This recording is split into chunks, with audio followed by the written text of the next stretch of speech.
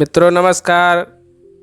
हम आपका स्वागत करते हैं यूट्यूब शिव शक्ति में। दोस्तों, हम आपको पुराणों से भरी एक कहानी बताने जा रहे हैं जिसके विषय में त्रिदेवों की उत्पत्ति कैसे हुई।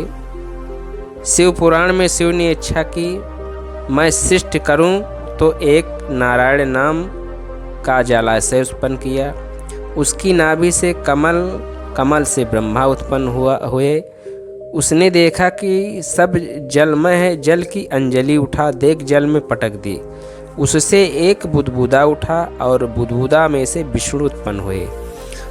उसने ब्रह्मा से कहा कि हे पुत्र, सृष्टि उत्पन्न कर। ब्रह्मा ने उससे कहा कि मैं तेरा पुत्र नहीं, किंतु तू मेरा पुत्र है।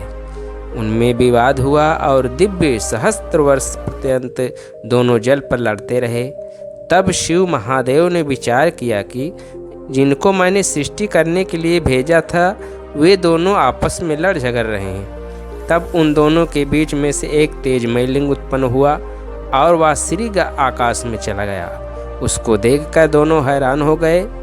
विचार किया कि इसका आदि अनंत लेना चाहिए। जो आदि अनंत लेकर सीग आवे वह पिता, और जो पीछे था लेकर आवे वह पुत्र कहावे। विष्णु कछुए का स्वरूप धर के नीचे को चले और ब्रह्मा हंस का शरीर धारण करके ऊपर को उड़े। दोनों मनोवेग से चले। दिव्य सहस्त्र वर्ष पर्यंत दोनों चलते रहे तो भी उसका अंत न पाया। तब नीचे से ऊपर विष्णु और ऊपर से नीचे ब्रह्मा चले। ब्रह्मा ने विचार किया जो वह था ले आया होगा तो मुझको पुत्र बनाना पड़ेगा। ऐसा सोच कर रहा था कि उसी समय एक गाय और केतकी का वृक्ष ऊपर से उतर आया। उनसे ब्रह्मा ने पूछा कि तुम कहाँ से आए हो। उन्होंने कहा कि हम सहस्त्र वर्षों से एक लिंग के आधार से चले आते हैं। ब्रह्मा ने पूछा कि इस लिंग का था वह नहीं है। उन्होंने कहा कि नहीं। ब्रह्मा ने उनसे कहा तुम हमारे साथ चलो और ऐसे साक्षी दो कि मैं इस लिंग सिर पर दूध की धारा बरसाती थी और वृक्ष कहे कि फूल बरसाता था। ऐसे साक्षी दो तो मैं तुमको ठिकाने पर ले चलूं। उन्होंने कहा कि हम झूठी साक्षी नहीं देंगे। तब ब्रह्मा कुपित होकर बोले जो साक्षी नहीं देंगे तो मैं तुमको अभी भस्म कर देता हूँ। तब दोनों ने डर कर कहा कि हम जैसे तुम कहते हो वैसे साक्षी देंगे। तब दोनों नीचे की ओर चले। विष्णु प्रथम ही आ गए थे। ब्रह्मा भी पहुँचे। विष्णु ने से पूछा कि तुम था ले आए वह या नहीं। तब विष्णु बोले मुझको इसका था नहीं मिला। ब्रह्मा ने कहा मैं ले आया। विष्णु ने कहा कोई साक्षी दो। तब गाय और वृक्ष ने साक्षी दी। हम दोनों लिंग के सिर पर थे। तब लिंग में से शब्द निकला और साप दिया कि क्यों कि तू झूठ बोला, इसलिए तेरा फूल मुझ व अन्य देवता पर जगत में कहीं नहीं चढ़ेगा और जो कोई चढ़ावेगा उसका सत्यानाश हो जाएगा। गाय को शाप दिया कि जिस मुख से तू झूठी बोली उसी विष्ठा खाए करेगी। तेरे मुख की पूजा कोई नहीं करेगा किंतु पूंछ की करेंगे। ब्रह्मा का शाप दिया कि तू मिथ्या बोला, इसलिए तेरी पूजा संसार में कहीं नहीं होगी। दोस्तों, आप हर मंदिर में देखते होंगे कि ब्रह्मा की पूजा नहीं होती है। और विष्णु को वर दिया कि तू सत्य बोला, इससे तेरी पूजा सर्वस्थ होगी। पुनः दोनों ने लिंग की स्तुति की। उससे प्रसन्न होकर उस लिंग में एक जटाजूट मूर्ति निकल आई और कहा कि तुमको मैंने सृष्टि करने के लिए भेजा था, झगड़े में क्यों लगे रहे। ब्रह्मा और विष्णु ने कहा हम बिना सामग्री सृष्टि कहाँ से करें।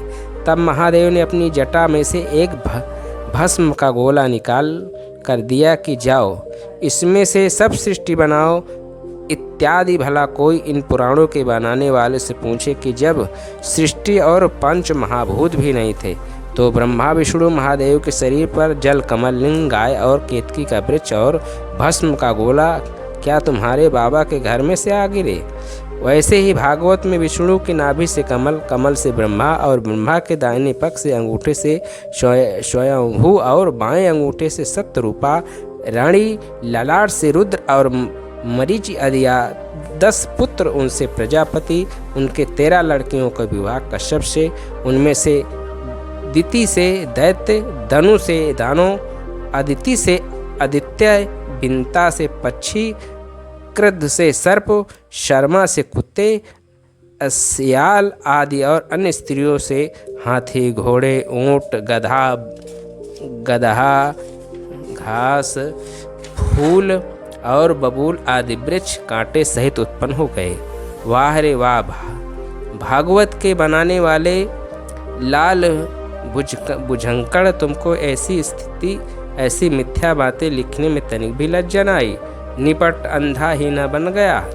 स्त्री पुरुष के रजवीर से के संयोग से मनुष्य तो बनते हैं, परंतु परमेश्वर के सृष्टि क्रम से वृद्ध पशु पक्षी सर्प आदि कभी उत्पन्न नहीं हो सकते। और हाथी, ऊंट, सिंह, कुत्ता, गधा और वृक्ष आदि का स्त्री के गर्भाशय के सिद्ध होने के अवकाश कहाँ से हो सकता है? और सिंह आदि उत्पन्न होकर अपने माँ बाप को क्यों ना खा गए? और मनुष्य से पक्षी वृक्षादि का उत्पन्न होगा क्यों का संभव हो सकता है? शोक है इन लोगों की रची हुई इस महा असंभव लीला पर, इनसे संसार को अभी तक भ्रम रखा है। भला इन सब झूठ बातों को वे अंधे, पोंप और बाहर भीतर की फूटी आंखों वाले उनके चेले सुनते और मानते हैं। बड़े ही आश्चर्य की बात है कि ये मनुष्य ही हैं, वो अन्य कोई इन भागवतादि पुराणों के बनाने वाले जन्मते ही क्यों नहीं? गर्भ ही में नष्ट हो गए, वह जन्मते समय मर क्यों न गए? क्योंकि इन पापों से बचते तो अध्यवर्थ देश दुखों से बच सकता।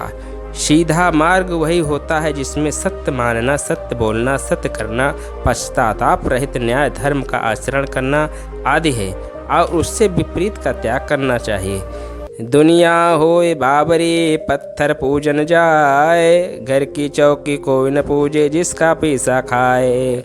मूर्ति पूजा कहाँ से चली? जैनियों से कहाँ से चलाई? अपनी अज्ञानता से।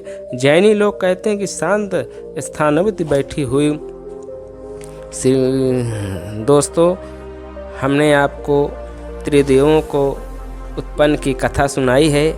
हमारी इस कथा आपको पसंद आए हो तो हमारे चैनल शिव शक्ति को सब्सक्राइब करके बेल आइकन अवश्य दबाएं।